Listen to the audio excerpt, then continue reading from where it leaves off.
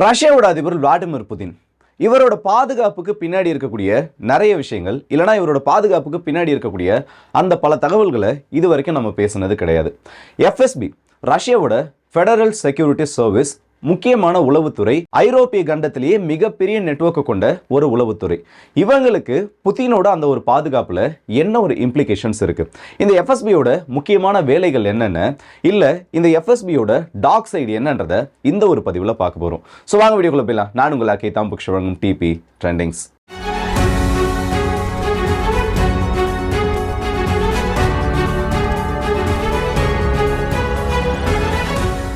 FSB federal security service கேஜிபியோட ஒரு successor. இந்த கேஜிபியை பொறுத்த வரைக்கும் சோவியத் யூனியன்ல இந்த அமெரிக்கா மட்டும் இல்ல, ஐரோப்பிய கண்டம் மட்டும் இல்ல, ஒட்டுமொத்த உலகத்திலையும் தன்னோட இன்ஃப்ளூயன்ஸை நிறுவி ரஷ்யாவுக்காக, அன்னைய சோவியத் ரஷ்யாவுக்காக எந்த அளவுக்கு உளவு தகவல்களை சேகரிக்க முடியும், இல்லை எந்த அளவுக்கு உளவாளிகள் மூலயமா ஒரு நாட்டை இந்த இடத்துல மிரட்ட முடியும், அவங்க கிட்ட இருந்து என்னென்ன விதத்தில் இந்த இன்டெலிஜென்ஸை கேதர் பண்ண முடியுன்றதுக்கு அமெரிக்காவோட எஃபிஐக்கு ஈக்குவலான ஒரு அமைப்புன்னு சொல்லலாம். இந்த உலகத்தோட 2 டாப் சீக்ரெட் சர்வீஸ் ஏஜென்சியை எடுத்தோம், இல்லை முக்கியமான உளவுத்துறை எடுத்தனா அந்த டாப் 2ல இந்த 2 தரப்பு மட்டும்தான் இருப்பாங்க.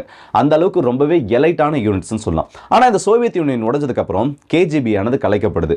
இந்த சோவியத் யூனியன் உடைஞ்சதுலேயும் இந்த கேஜிபிக்கு முக்கிய பங்கு இருக்கிறதா சொல்லியிருக்காங்க.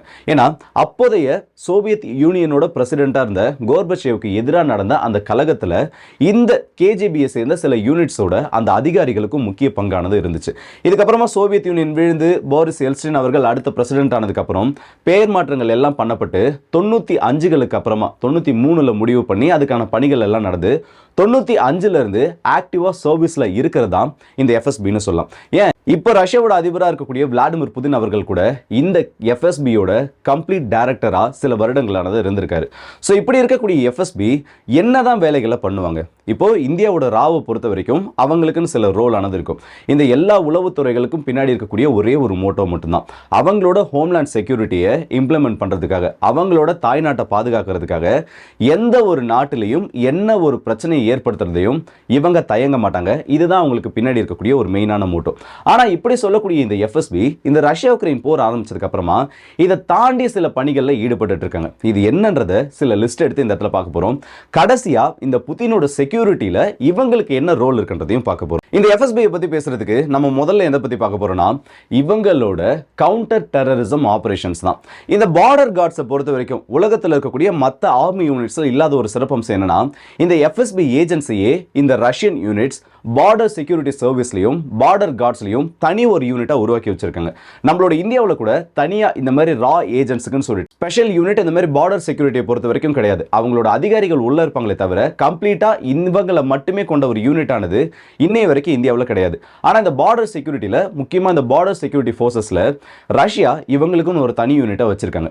இந்த யூனிட்டை இந்த ஸ்பெஷல் இன்வேஷன் ஆஃப் உக்ரைன் எஸ்எம்ஓன்னு சொல்றாங்கல்ல, இந்த ரஷ்யா உக்ரைன் போர்ல இது ஆரம்பிச்சதுக்கு அப்புறம் அதிகமான எண்ணிக்கைகள்ல இந்த உக்ரைனோட பார்டர் ஒட்டிய பகுதிகளில் நிறுத்திருக்காங்க. இவங்களோட மெயினான அஜெண்டா இந்த இடத்துல என்னன்னா அவங்களோட டிஃபென்சிவ் போஸ்டர் எடுக்கிறது மட்டும் இல்லாம உக்ரைனுக்குள்ள போயிட்டு இந்த சர்ப்ரைஸான அட்டாக்ஸ் பண்ணிட்டு வருவாங்கல்ல. இப்போ நம்ம இந்தியா பண்ண சர்ஜிக்கல் ஸ்ட்ரைக்ஸ் மாதிரி அதே மாதிரி உக்ரைனோட பகுதிகளுக்குள்ள நுழைஞ்சு அங்க இருக்கக்கூடிய முக்கியமான யூனிட்ஸை கம்ப்ளீட்டா டிஸ்மேண்டில் பண்ணிட்டு, இந்த இடத்துல நான் சொல்றது நேரடியாக அடிக்கிறது மட்டும் கிடையாது, நிறைய கவர்ட் ஆபரேஷன்ஸ் பண்ணிட்டு திரும்பவும் ரஷ்யாவோட பகுதிகளுக்குள்ள நுழையறதான் இவங்களோட வேலை. இப்போ சமீபத்தில் ரெண்டாவது நம்ம பார்க்க போறது இந்த இன்டெலிஜென்ஸ் கேதரிங் தான். இந்த இன்டெலிஜென்ஸ் கேதரிங்கை பொறுத்த வரைக்கும் இந்த எஃப்எஸ்பியை உக்ரைனுக்குள்ள அதிகமாக ரஷ்யா இப்போ ஈடுபடுத்திட்டு இருக்காங்க. ஒரு 10 நாளுக்கு முன்னாடி இருக்கும்னு நினைக்கிறேன், இல்லை ஒரு 2 வாரத்துக்கு முன்னாடி இருக்கும். முக்கியமான ரஷ்யாவோட ஒரு அதிகாரியை அமெரிக்காவோட சிட்டிசன்ற பேர்ல உக்ரைனுக்குள்ள வந்து நாட்டோவோட வீரர்கள், நாட்டோவோட மிலிட்டரி இன்ஸ்ட்ரக்டர்ஸ் எந்த இடத்துல இருக்காங்களோ அவங்கள உளவு பார்த்துட்டு இருந்தாங்க. இவங்க இந்த மாதிரி உளவு பார்த்துட்டு அந்த தகவல்களை ரஷ்யாவுக்கு அனுப்பி முக்கியமான ஒரு டைம்ல இந்த அதிகாரிகள் அத்தனை நபர்களும் கூடக்கூடிய ஒரு நேரத்தில் அந்த இடத்துல பெரிய ஒரு வெடிகுண்டு தாக்குதல் நடத்தி உக்ரைனுக்கு ஒரு பெரிய இழப்பு ஏற்படுறதுக்கு காரணமா இருந்தாங்கன்னு சொல்லிட்டு ஒரு டியூவல் சிட்டிசன்ஷிப்பை கொண்ட அமெரிக்கா மற்றும் ரஷ்யாவோட சிட்டிசன்ஷிப் கொண்ட ஒரு நபரை உக்ரைன் கைது பண்ணியிருந்தாங்க. இதுக்கெல்லாம் தொடக்கம் எந்த இடத்துல தெரியுமா நடந்துச்சு? சில வருடங்களுக்கு முன்னாடி, அதாவது இந்த ஸ்பெஷல் மிலிட்டரி ஆபரேஷன் ஆரம்பிச்சதுக்கு அப்புறமா தான் 2023 வருஷம் அமெரிக்கன் சிட்டிசன்ஷிப் கொண்ட ஒரு நபரை உக்ரைனுக்கு ரஷ்யா உளவு பார்க்கறதுக்கு ரஷ்யாவுக்கு அனுப்பியிருந்தாங்க. ஆனால் இந்த இடத்துல சில பிரச்சனைகள் ஏற்பட்டு அவர் மாட்ட போறாருன்னு ஒரு சூழ்நிலை வந்தப்போ பல முயற்சிகள் எடுத்து திரும்ப அவங்க ரஷ்யாவுக்குள்ளேயே கொண்டு வந்தாங்க. இது ரெண்டாவது ஒரு சம்பவமாக மாறி இருந்தது. மூணாவது பார்த்தோன்னா இந்த கவுண்டர் டெரரிசம் ஆப்ரேஷன் சொல்லுவாங்கல்ல, ரஷ்யாவுக்குள்ள நடக்கக்கூடிய பிரச்சனைகள், இதை கவுண்டர் பண்றதுல இந்த எஃப்எஸ்பியோட பங்குன்றது முக்கியமாக இருக்கதா சொல்லியிருக்காங்க. ஆனால் இந்த எஃப்எஸ்பி என்னதான் இவ்வளோ பெரிய விஷயங்களை சொல்லியிருந்தாலும், என்ன நாங்கள் வந்து இன்டெலிஜென்ஸ் கேதரிங்கில் ஈடுபடுறோம்னு சொல்லியிருந்தாலும், இவங்களோட டாக் சைடுன்றதும் தனியாக இருக்கு. நிறைய இடங்களில் இவங்க கோட்டையும் விட்டுருக்காங்க. குறிப்பிட்ட 2 உதாரணத்தை சொன்னா, மாஸ்கோட அந்த தியேட்டர்ல ஏற்பட்ட அந்த பிரச்சனையில 130 நபர்கள் இந்த தீவிரவாத தாக்குதலில் இறந்தாங்க. இதை இந்த எஃப்எஸ்பி முன்னாடியே கெஸ் பண்ணி அந்த இடத்துல நியூட்ரலைஸ் பண்ணாம, அந்த ஒரு த்ரெட்டை நியூட்ரலைஸ் பண்ணாம விட்டதுனால இவ்வளவு பெரிய ஒரு கரும்புள்ளியா இந்த எஃப்எஸ்பியோட மாடர்ன் டே வரலாறுல இது மாற ஆரம்பிச்சிருக்கு. இதுக்கு அடுத்தபடியா பார்த்தோன்னா இந்த பெஸ்லன் சீட்னு சொல்லக்கூடியதுல 330 நபர்கள் இறந்தாங்க. இதையும் எஃப்எஸ்பி இந்த இடத்துல கெஸ் பண்ண மறந்தாங்க. இவ்வளவு பெரிய இஷ்யூஸ் இவங்களோட நெட்வொர்க் உள்ள இருந்தாலும் இந்த ஹாலிவுட் மூவிஸை எடுத்தோம் இல்ல அமெரிக்கா சம்பந்தப்பட்ட அந்த ஹாலிவுட் படங்கள் எடுத்து பார்த்தோன்னா மோஸ்ட் ஆஃப் த டைம் அவங்க கேஜிபி ஏஜென்சியும் சரி இல்லை இந்த எஃப்எஸ்பி ஏஜென்சியும் சரி ரொம்ப வீக்காக தான் காமிச்சிருப்பாங்க. ஏன் இந்த ஃபைட்டர் ஜெட் பற்றின மூவிகளை நீங்கள் பார்த்துருந்தீங்க கூட தெரியும். டாம் க்ரூஸோட படங்கள் இல்லை இன்னும் நிறைய ஆக்டர்ஸோட அந்த படங்கள் எடுத்து பார்த்தீங்கன்னா ரஷ்யாவோட ஃபைட்டர் ஜெட்ஸை மார்க் பண்ணுற மாதிரி இல்லை ரஷ்யாவோட இந்த ஏஜென்ட்ஸை மார்க் பண்ணுற மாதிரி தான் காமிச்சிருப்பாங்க. ஆனால் உண்மையிலே நினைக்கிற அளவுக்கு அவங்க வீக்கானவங்களோ இல்லை இந்த இடத்துல அவங்க காமிக்கிற அளவுக்கு ரொம்ப ஒரு ஃபெயில்டு ஏஜென்சியோ இது கிடையாது. ஏன் இவ்வளோ பெரிய அமெரிக்காவே நிறைய இடங்களில் இந்த இன்டெலிஜென்ஸ் கேதரிங், இந்த இன்டெலிஜென்ஸ் இன்புட்டை கேதர் பண்ணுறதுல பல இடத்துல கோட்டை விட்டுருக்காங்க. 9/11 அட்டாக்ஸ் கூட இவங்களோட ஒரு இன்டெலிஜென்ஸ் ஃபெயிலியராக ஒரு தியரி சொல்லிட்டு இருக்காங்க. இன்னொரு பக்கம் அதை பண்ணதே அவங்க தான்ற மாதிரி சொல்லிட்டு இருக்காங்க. ஸோ எது எப்படி நடந்துட்டு இருந்தாலும் உலகத்தில் இருக்கக்கூடிய அத்தனை உளவுத்துறைக்கும் பெரிய ஒரு லூப் ஹோலானது இந்த 2000 ஆண்டுகளுக்கு அப்புறம் ஏற்பட்டிருக்கு. அதில் எந்த ஒரு மாற்று கருத்தும் இல்லை. அதில் சிக்கின ஒரு 2 சம்பவம் தான் இது. ஸோ இதுக்கு அடுத்தபடியே நம்ம என்ன பார்க்க போறோம்னா இந்த புதினோட செக்யூரிட்டியில் இவங்களோட முக்கியமான ரோல் என்ன. நிறைய பேருக்கு தெரியாத ஒரு விஷயத்த சொல்லுவா. புதினோட செக்யூரிட்டின்றது ஒரு 2 லேயர் 3 லேயராக இருக்கும். இந்த பாடி டபுள் சம்பந்தப்பட்ட கேள்விகள் பல பேருக்கு இருந்திருக்கும். அது எல்லாத்தையும் நான் இந்த இடத்துல என்னால் முடிஞ்ச அளவுக்கு சொல்றேன்.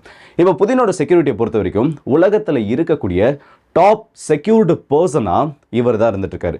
அமெரிக்காவோட அதிபருக்கு எந்த அளவுக்கு பாதுகாப்பு கொடுக்கப்படுமோ அதே அளவுக்கு பாதுகாப்பு இந்த இடத்துல ரஷ்ய அதிபர் விளாடிமிர் புதினுக்கு ஒரு படி மேலே போயிட்டு கொடுக்கப்படுதுன்னே சொல்லலாம்.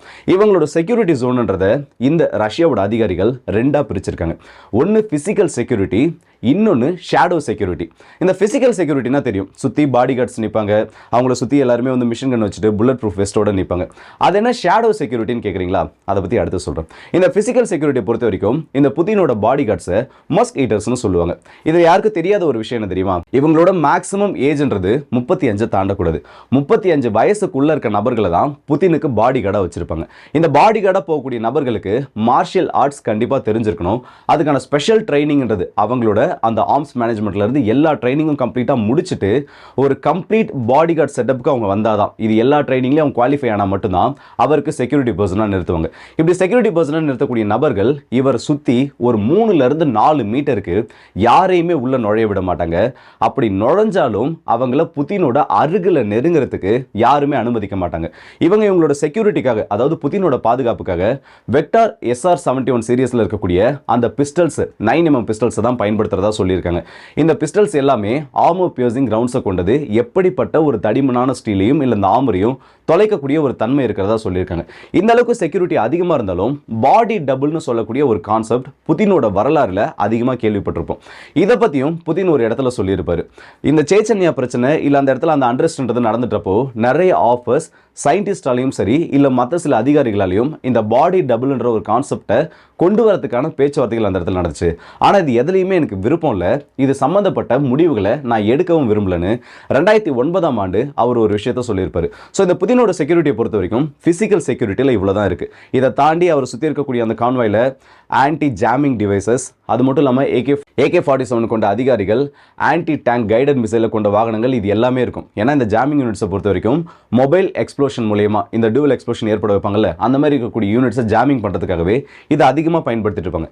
இதெல்லாம் ஒரு பக்கம் இருக்க, இந்த ஷேடோ செக்யூரிட்டின்றது தான் அடுத்த கட்டத்துக்கு எடுத்துகிட்டு போகணும்னு சொல்லலாம். இப்போ புதினை சுற்றி இருக்கக்கூடிய அத்தனை நபர்களும் நமக்கு பாடி கார்ட்ஸை நல்லா அவங்களுக்கான வெஸ்ட்டில் கையில் அந்த ஒரு சூட் கேஸோட இவங்க நிற்கிறாங்க, அவங்களுக்கு தெரியும். ஆனால் அந்த ஷேடோ செக்யூரிட்டியில் இருக்கக்கூடிய அதிகாரிகள் ஒரு 100 நபர்கள் இருக்க இடத்துல 40 நபர்கள் வரைக்கும் அவங்க தான் இருப்பாங்களாம். இது எல்லாமே வந்து எப்படி சொல்றது, இந்த ஆர்ச்சிவ்ஸ்னு சொல்லுவாங்கல்ல, இந்த எஃப்எஸ்பியோட ஆர்ச்சிவ்ஸ் இல்லை அது சம்மந்தப்பட்ட ஸ்டோரிஸ், இதுல இருந்து எடுத்திருக்கக்கூடிய தகவல்கள் தான். இந்த 100 பேர் இருக்கக்கூடிய நபர்கள் ஒரு 10 ரிப்போர்ட்டர் இருக்காங்கன்னா அதில் 3 to 4 ரிப்போர்ட்டர்ஸ் இந்த எஃப்எஸ்பி ஏஜென்ட்ஸாக தான் இருப்பாங்களாம். இந்த புதினை சுற்றி நடக்கக்கூடிய இந்த நெட்வொர்க்ஸ், அங்கே சுற்றி இருக்கக்கூடிய நபர்கள் நம்ம பார்க்கறதுக்கு பொதுமக்கள் மாதிரி தெரிஞ்சாலும், இப்போ சீனாவோட அதிபர் ஒருத்தர் அந்த இடத்துல ஒரு ட்ரிப்புக்கு வராரு. இந்த 2 நாட்டோட தலைவர்களும் முக்கியமான அதிகாரிகள் யாராச்சும் சந்திக்கிறாங்க, பொதுமக்கள் கூட சேர்ந்து ஒரு உரையாடல் மாதிரி பண்றாங்கன்னா அந்த இடத்துல 2 நாட்டை சேர்ந்த குடிமக்களும் இருப்பாங்க. சீனாவோட அதிகாரி ஒருத்தர் வராரு, இல்ல சீனாவோட முக்கியமான தலைவர் ஏன் பிரசிடென்ட்டே வராருன்னா அந்த இடத்துல பொதுமக்களுக்கான கேதரிங் ஏற்படுத்துறப்போ அந்த நாட்டை சேர்ந்த சில நபர்கள் இருக்கணும். அப்பதான் அந்த ஈவெண்ட்ன்றது ஃபுல்ஃபில் ஆகும். அந்த மாதிரி சீனாவோட நேஷனலிஸ்ட் இருக்க இடத்துலையும் அதே மாதிரி உருவமைப்பை கொண்ட எஃப்எஸ்பியோட ஏஜென்ட்ஸ் இருப்பாங்களாம். இதெல்லாம் கேட்கறதுக்கு எப்படி ஒரு மாதிரி இந்த ஹாலிவுட் படத்தை கூட கம்பேர் பண்ற மாதிரியே இருக்கா? ஆனா இது எல்லாமே உண்மையா நடந்துட்டு இருக்கு. ரஷ்யாவோட எஃப்எஸ்பி இது எல்லாத்தையும் பெரிய ஒரு ஈவெண்ட்டா பண்ணிட்டு இருக்காங்க. இது மட்டும் கிடையாது, வேற ஏதாச்சும் ஒரு டிராவல் பிளான் இருக்கு, வேற ஏதாச்சும் ஒரு நாட்டுக்கு போறாங்கன்னா 100 நபர்கள் இருக்கக்கூடிய அந்த இடத்துல இத்தனைக்கும் அதிகமான ஏஜென்ட்ஸ் முழுக்க இருப்பாங்க. ஆனா இதுல யாரு ஏஜென்ட், யாரு பொதுமக்கள், இது எந்த ஒரு டீடைலும் அந்த அதிகாரிகளுக்கு மட்டுமே தான் தெரியுமே தவிர அவங்க பக்கத்துல இருக்கக்கூடிய ஒரு நபருக்கு கூட தெரியாது. இப்போ நான் நின்றுட்டு இருக்கேன்னா என் பக்கத்துல நான் ஒரு சீக்ரெட் ஏஜென்ட்டா இருக்கேன்னா என் பக்கத்துல இருக்கக்கூடிய ஒரு நபர் யாருன்னு எனக்கு தெரியாது. அவங்களோட கோட் நேம் அவங்களுக்குள்ள ஷேர் பண்ணப்பட்டிருந்தா மட்டும்தான் அவங்களோட தகவல்கள்ன்றது வெளியில வரும். இப்போ நான் சொல்லியிருக்கக்கூடிய இந்த அத்தனை நெட்வொர்க்கும் இல்லை இந்த அத்தனை மெக்கானிசமும் மற்ற நாடுகள் கிட்டையும் இருக்கு. இந்தியா கிட்ட இருக்கு, அமெரிக்கா கிட்ட இருக்கு, எல்லா நாடுகள் கிட்டே இருக்கு. இல்லை புதினோட உயிருக்கு இந்த அளவுக்கு இஷ்யூஸ் அதிகமாக இருக்கிறதுனால, அவருக்கான அந்த எச்சரிக்கைகள் அதிகமாக இருக்கிறதுனால ஒரு படி மேலே போயிட்டு எண்ணிக்கைகளை அதிகப்படுத்தி இந்த இடத்துல எஃப்எஸ்பி இந்த அளவுக்கு மெயின்டைன் பண்ணிட்டு இருக்காங்க. ஆனால் அந்த எஃப்எஸ்பியோட ஒரு பெரிய இஷ்யூ என்ன தெரியுமா? இவங்க மேலே ஏகப்பட்ட குற்றச்சாட்டு இருக்குது. அவங்களோட அதிகாரத்தை வந்து அவங்க மிஸ்யூஸ் பண்ணுறாங்க, இதில் நிறைய கரப்ஷன் இருக்குது. இந்த எஃப்எஸ்பின்றது கம்ப்ளீட்டான ஒரு நெட்வொர்க்கே இப்போ கிடையாது. ஏன்னா அவங்களுக்கு பிடிச்சவங்கள பணியமர்த்ததுக்காக இந்த எஃப்எஸ்பியோட அந்த மாரலிட்டியை மாற்றுறாங்கன்னு சொல்லிட்டு ஏகப்பட்ட குற்றச்சாட்டுகள் இந்த ஒரு பக்கம் இந்த ஒரு அமைப்பு மேலே இருந்துகிட்டா தான் இருக்குது. அதை நான் மறுக்கவும் மாட்டேன். இல்லை அது சம்மந்தப்பட்ட குற்றச்சாட்டு நானும் நிறைய படிச்சிருக்கேன். அதில் சில உண்மையான விஷயங்களும் இருக்குது.